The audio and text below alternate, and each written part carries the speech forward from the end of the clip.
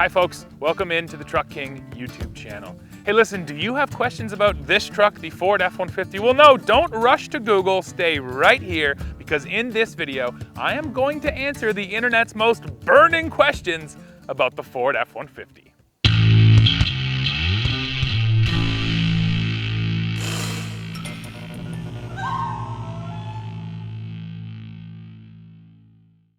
Let's dive into these questions, but first, just a little bit on my thought process here. We review trucks here on this channel, and we've done tons of F-150 reviews, different trim levels, different engines. Right now, I'm sitting in a King Ranch fit with the Power Boost Hybrid. I'm sure we'll get more into that later.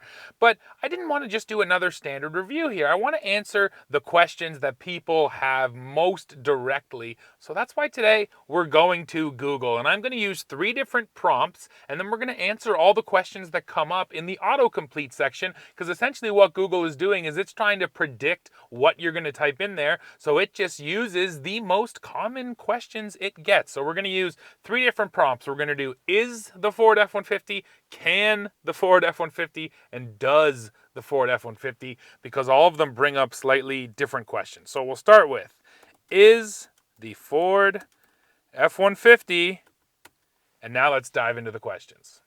Question 1, is the Ford F-150 5.0 a good engine? That's referring to the 5-liter V8, and for this, let's head back to the office and dive into it. If you're just asking me for my personal answer, yes, the 5-liter V8 is a good engine. It delivers that classic, naturally aspirated V8 feel that I like, and I think a lot of pickup truck owners are looking for. Plus, it sounds good. And it puts down 400 horsepower, so it's no slouch. And if you're comparing it to other V8s in the industry, it is absolutely competitive at 400 horsepower, and it is competitive with its stablemate EcoBoost engine. So it's not like going for the V8, you're really giving up much in the power department. You might give up a little bit in the fuel economy department in the real world. However, according to the EPA, the 5-liter V8 equipped F-150 with 4-wheel drive is rated at 19 miles per gallon combined. That's 16 in the city and 24 on the highway. And that is the exact same rating as the 3.5-liter EcoBoost gets with 4-wheel drive. So you're actually, there's no difference there fuel economy wise. Now, if you go for the hybrid engine in the F-150 or the smaller EcoBoost, then yes, you can get more efficient power plants. So that's sort of one of the negatives with the 5-liter. In the real world, it's going to be thirsty and there are more efficient options. But outside of that, yeah, this thing is a great choice. Now, this 5-liter V8, which is called the Coyote by Ford, has been around since 2011. Now, it's entering its 4th generation now, so it has been updated along the way, but I think that's also a good sign, the fact that it's been here for so long, and Ford has had the chance to sort of iron out some of the issues. There was some 5-liters that were known for burning oil. There's also been some other reliability issues along the way, like timing chain failures and connecting rod bearing problems. But once again, Ford has done the research on this engine and they've fixed a lot of these problems. So currently, I would say the 5-liter is probably pretty dang reliable, just based on the fact that Ford has been building it continuously for so long. They've suffered through those teething problems already, so they know everything there is to know about this engine. Question 2. Is the Ford F-150 made in America? Yes, it is built at 2 different assembly plants in the United States, Dearborn Truck Plant in Dearborn, Michigan, and then the Kansas City Assembly Plant, which is actually in Clay Como, Missouri. Now, there is a slightly more complex answer, and that is to say that Cars.com releases a Made in America index every year. Now, this doesn't just look at where the vehicles are assembled, it looks at the total content of parts in the vehicle and how much of them come from the United States. And according to that Cars.com study, 32% of the Ford F-150 is made in America, and that puts the truck at 58th on the 2024 American Made Index. So yes, the F-150 is assembled in the US, but it's using a lot of parts from other places in the world. Question number 3, probably the most complicated question of them all. is the Ford F-150 reliable? And this does not have a simple yes or no answer. And you're going to see this question repeated just in different ways. Some people ask, does the Ford F-150 last a long time? Things like that. So this is another one where we got to go back to the office and dive into it a little deeper. There is no simple answer to the question, is the F-150 reliable? Listen, every automaker has problems. Every automaker builds lemons. It's going to happen. And if, say, your brother-in-law bought an F-150 and it turned out to be total junk, you can't judge all of the F-150s based on that one truck. It's always hard to understand, is this problem just this truck or is it a more widespread issue? So that's what I'm going to try and look at right now. And I'm going to use the NHTSA database to help me. That is the National Highway Traffic Safety Administration, and they are the folks who are responsible for automotive recalls and investigations into widespread problems. So let's go over here and look at the NHTSA website. Now, I pulled up the 2024 Ford F-150 Crew Cab, and we're going to run through a few numbers. So on that truck, NHTSA says there are 70 published complaints. So these are just complaints from owners, people who are having a problem. I'll read a couple to you so you get a sense for them. This person says, the shifter will not shift out of park or into P. Shifter will not shift into gear. The next person says, the truck console shifter lever was shifted in neutral. The automatic return to park feature was engaged by opening the driver door while the vehicle was stopped. The dash indicates the vehicle was in park, but the shifter was stuck in the neutral position. So there's someone else with shifter problems. Let's go over here.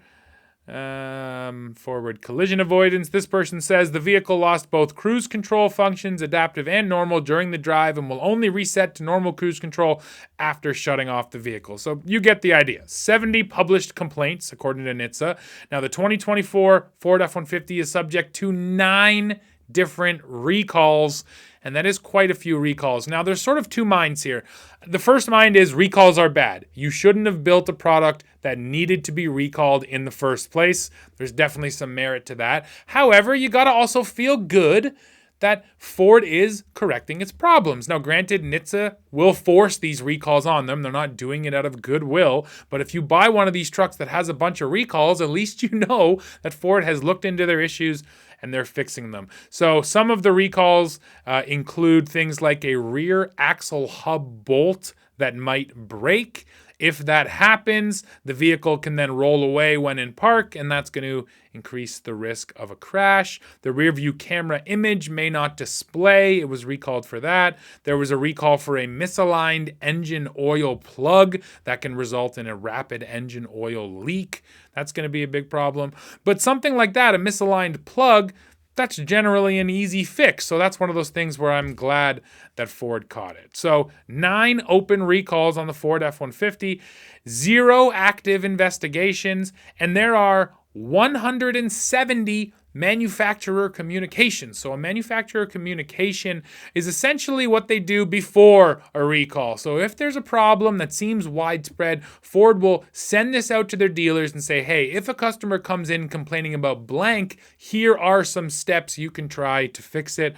So I'll read at least one of these to you so you can get a sense for the things Ford is communicating about. And some of them, quite frankly, are just customers misunderstanding their vehicles, but these problems become so widespread that Ford has to address them. I'll give you one example of that.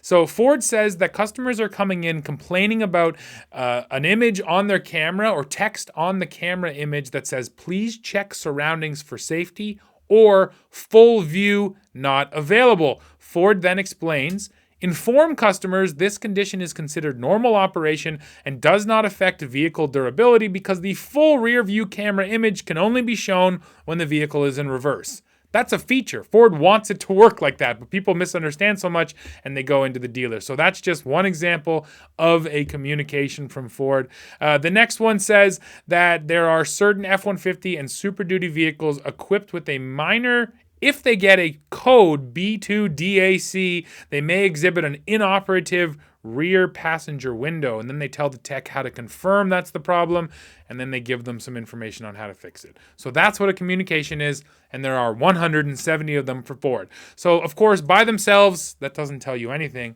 Let's compare. So, let's look at the 2024 Ram 1500. It has 41 published complaints. That's less than Ford. It has 4 active recalls. That's less than Ford. And it has 209 manufacturer communications. That's a couple more than Ford. So yeah, the Ram actually looks pretty good from a NHTSA point of view. And now let's look at the 2024 Chevy Silverado. At Chevrolet, there are 163 published complaints. That's a lot more than Ford and Ram. There are 2 active recalls. That is less recalls than the other 2 brands. I'll give them that. There is still 1 active engine investigation. Now that is looking in to the 6.2 liter V8, and GM has already recalled those engines, but there's still an investigation into more. So that's not great. And then the number that's staggering, Chevy Silverado has 736 manufacturer communications. That is ridiculous. And, 600 more than what Ford has. So that is a long-winded response and a long-winded answer. And I think that generally with reliability, you got to take it all with a grain of salt. And when you buy a truck, just hope that the one you get was screwed together well, because there is always just a little bit of randomness as well when it comes to overall vehicle reliability. Question 4. Is the Ford F-150 a good truck? The answer to that one is yes. Question 5. Is the Ford F-150 Lightning electric? Yes. Question number 6. Is the Ford F-150 diesel? The short answer is no. You can no longer buy a brand new F-150 with the diesel, but it did get a diesel for a couple of model years. It was a 3-liter diesel, so if you're looking for an F-150 diesel, you can find them. You just have to go to the used market. Question number 7. What can the Ford F-150 tow? To answer the question of what can this truck tow, you first have to figure out the tow rating. Now, the max towing capacity on the Ford F-150 currently is 13,500 pounds, but that is not for the majority of F-150s. That is going to be one specific build.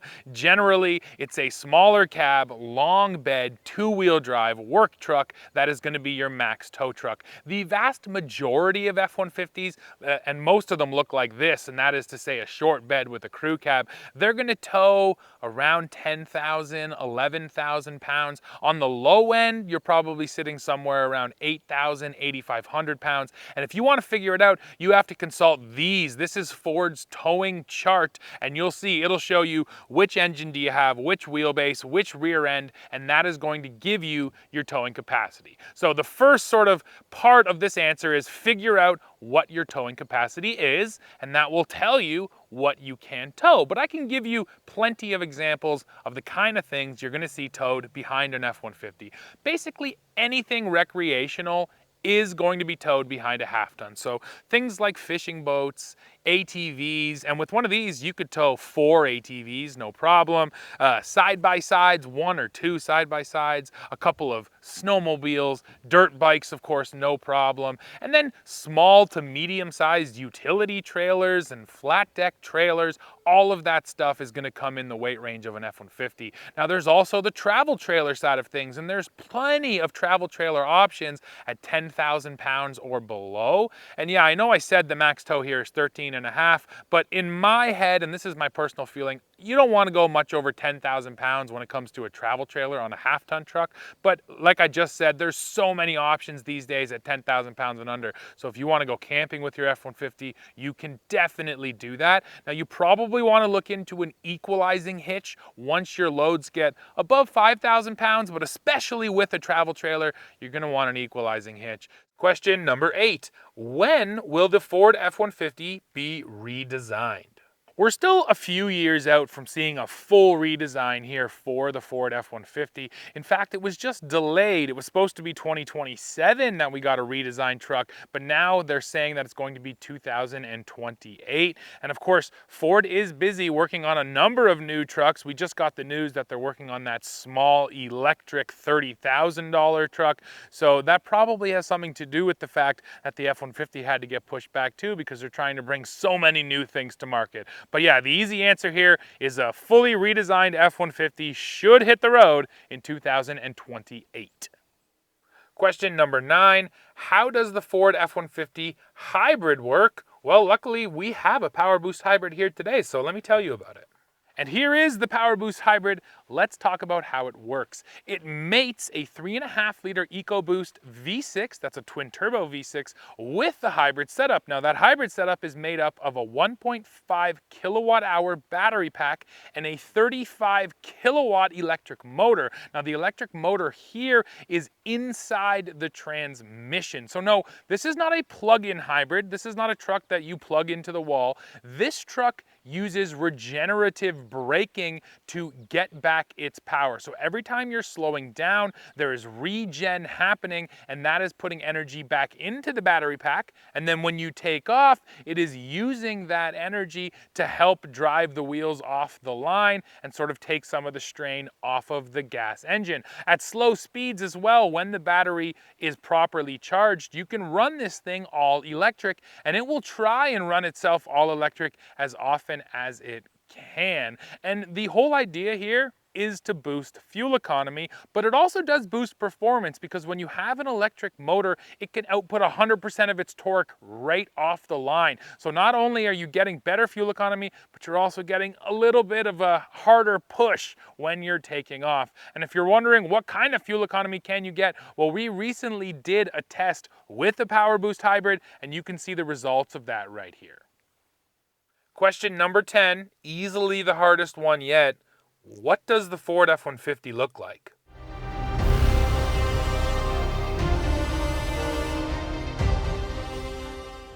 Question number 11, can a Ford F-150 tow a car? Yes, the Ford F-150 can definitely tow a car, but like I already referenced earlier, you're going to want to go to the towing charts and make sure that your truck is properly equipped and ready to tow the car you need to. At number 12, can a Ford F-150 tow a fifth wheel? The simple answer is yes. You can tow a fifth wheel trailer with a Ford F-150, but I want to dive into this one a little bit more. So first of all, I'm going to the towing charts. I'll give you some of the weights. So Ford says that the F-150 hybrid can do 7,100 pounds off of its fifth wheel or gooseneck hitch. A gooseneck also hooks up in the bed. It's just a different style of hitch, and fifth wheel and gooseneck are often lumped in together when it comes to their overall weights and their weight capacities. Talking about the standard F-150, again, it depends on which engine you have, which axle ratio you have. On the low end, a lot of these trucks look to be about 7,000, 8,000 pounds of fifth wheel towing. There's plenty of configurations around 10,000. And then the top configuration, you can do 11,600 pounds with a Super Crew two-wheel drive with a 373 rear end and a 145.4-inch wheelbase, and that is with the 5-liter V8. So yeah, 11,600 pounds is a pretty sizable fifth wheel trailer. And you know what? The industry has been paying attention, and they've been building more half-ton towable fifth wheel trailers all the time. So you can definitely find trailers within this weight. However, there's other considerations. Probably the most important one is the kingpin load weight. A fifth wheel trailer will generally put more weight onto the tow vehicle than a conventionally towed trailer off of your rear hitch receiver. So you have to pay attention to that.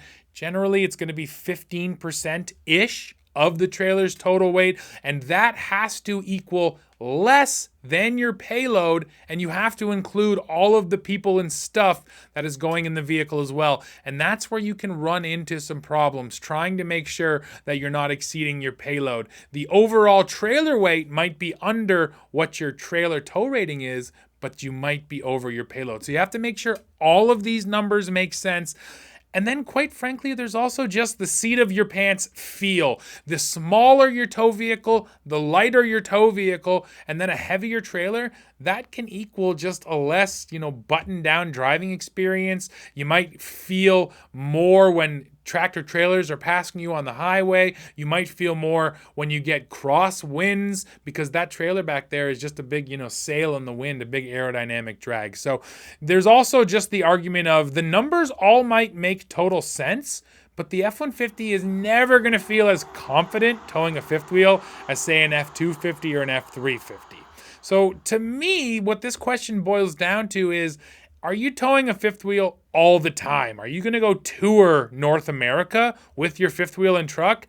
I would then recommend you get a larger truck, pretty much regardless of how heavy the fifth wheel is.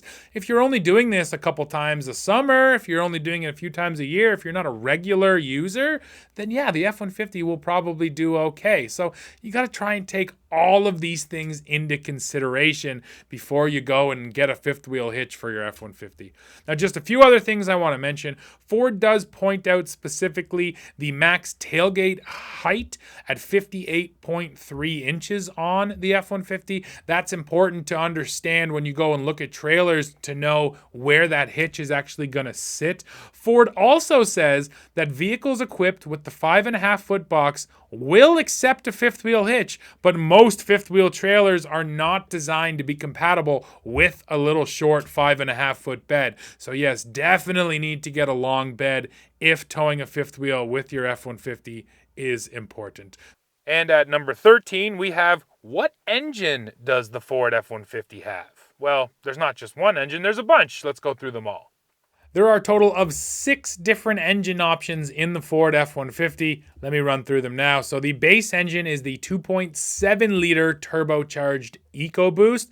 Now in 2024, when the truck was updated, they dropped the naturally aspirated V6. So there used to be just a base non-turbo V6. That is gone. New base engine is the 2.7 EcoBoost V6. Then you step up to the 3.5 liter twin turbo V6, also known as the EcoBoost, and that is the most popular engine in the F-150 lineup. Then you get the Power Boost Hybrid. That's the 3.5 liter EcoBoost mated to the hybrid setup. Then, of course, the 5 liter naturally aspirated Coyote V8. Finally, you get the 2 different options in the off-road focused Raptor. So there's the high output of the regular 3.5 liter EcoBoost, and then the 5.2 liter supercharged V8 in the Raptor R, which is a ridiculous engine.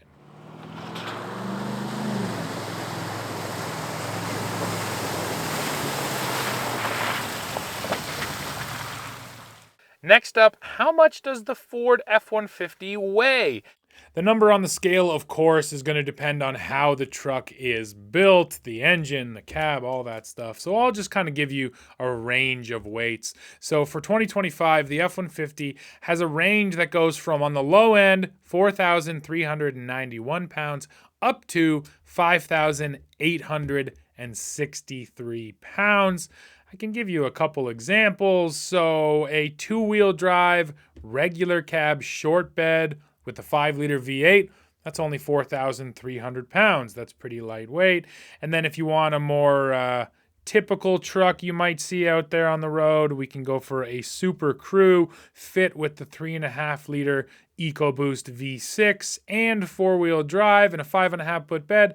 That's 4,995 pounds. So basically 5,000. Then some of the heaviest trucks are the hybrid and of course the Lightning.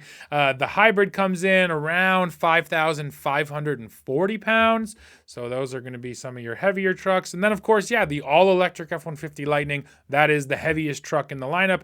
It by itself has a range of weights from 6,015 pounds on the light end to 6,893 pounds on the heavy end. So yeah, quite a range of weights here, but just talking about F-150 gas, you're looking at 43 to about 5,800 pounds. And finally, coming in at number 15, how much does the Ford F-150 Lightning cost? Well, I'm going to answer that, but you know what? Let's just look at the entire F-150 lineup and talk about pricing.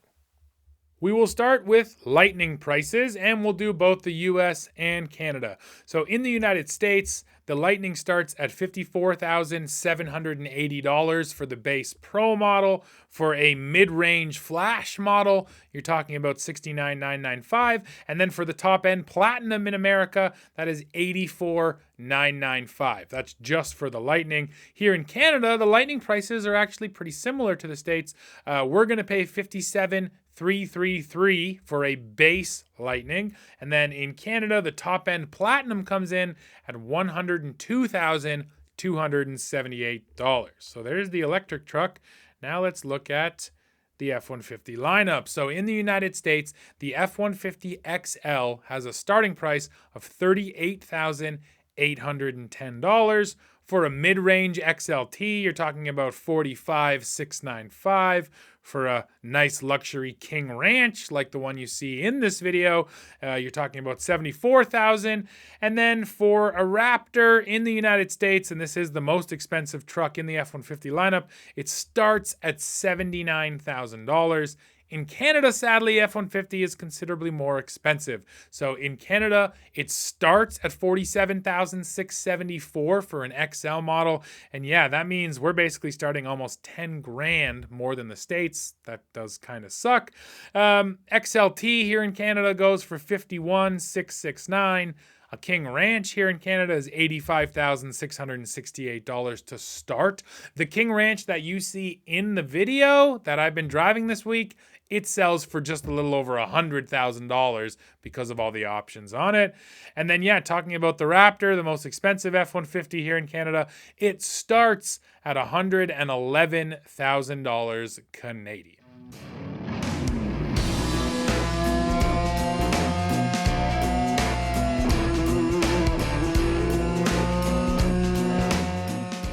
Well, folks, we have arrived at the end of this video, and I do feel like I learned something too, or at least I was reminded of the fact that the F-150 here comes in so many different configurations, so it doesn't matter if you want to tow heavy or haul a bunch of stuff or go off-roading, there is going to be an F-150 that's going to suit your needs. So yeah, folks, that's it for this one. Now, please drop into the comments. Let me know what you think of the Ford F-150. And hey, did you like the format of this video? If you did, please tell me about it. Or if you didn't, I want to hear about that too. And as always, while you're down there, don't forget to hit like, hit subscribe, hit join to become a member, and then come right back here to the channel and see what we're testing next.